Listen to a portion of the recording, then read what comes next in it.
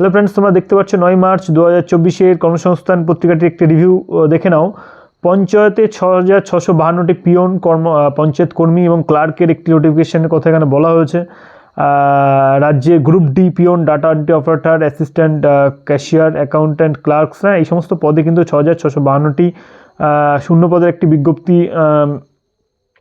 নেওয়া হচ্ছে এবং দরখাস্ত নেবে। সবচেয়ে কোন পদে, কোন জেলায় কোন পদ, মানে কতগুলো খালি মানে শূন্য পদ আছে তা বিজ্ঞপ্তিতে উল্লেখ করা আছে।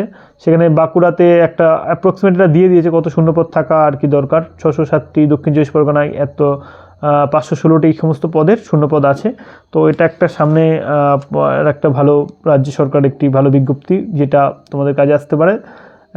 পঞ্চায়েত কর্মী গ্রুপ ডি ক্লাস, সুতরাং এটা একটা কথা বলা হয়েছে। তারপরে দেখো কলকাতা পুলিশ 3734টি কনস্টেবল এর একটি ব্যাপার মানে ছেলেমেয়ে নেওয়া হচ্ছে কলকাতা পুলিশের কনস্টেবল এবং লেডি কনস্টেবল পদে। ঠিক আছে, রাজ্য সরকারের এই পদের জন্য উচ্চ শিক্ষাগত যোগ্যতার প্রার্থীরা আবেদন করতে পারেন। ঠিক আছে, বয়স হতে হবে এই 1/1/2024 হিসেবে 18 থেকে 30 বছরের মধ্যে হতে হবে।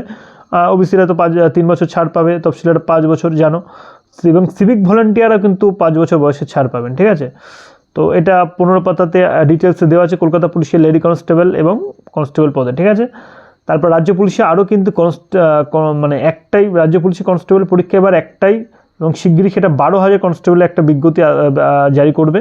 ঠিক আছে, এটা জানিয়েছে, আমি এটা আগের দিন তোমাদেরকে জানিয়েও দিয়েছি। তারপরে দেখো এসএসসি, সেন্ট্রালে যে এসএসসি আছে স্টাফ সিলেকশন কমিশনের ফেজ 12-এর পরীক্ষার মাধ্যমে কিন্তু 2049টি ক্লার্ক, অ্যাসিস্ট্যান্ট, শিক্ষক নিয়োগ করা হচ্ছে। কিন্তু এগুলোর জন্য যেমন ন্যাশনাল লাইব্রেরির একটা সার্টিফিকেট থাকা দরকার, তারপরে অ্যানথ্রোপোলজিক্যাল সার্ভে, বিভিন্ন রকম সাবজেক্ট যাদের আছে সেই সাবজেক্ট অনুযায়ী তাদের জন্য আলাদা আলাদা পোস্ট কোড আছে, সেই কোড হিসেবে তারা অ্যাপ্লাই করতে পারো। এগুলোর জন্য ডিটেলস নোটিফিকেশন তোমাদেরকে দেখে নিতে হবে। এসএসসির ওয়েবসাইটে গিয়ে তোমরা নোটিফিকেশন ডাউনলোড করে নিয়ে দেখতে পারো।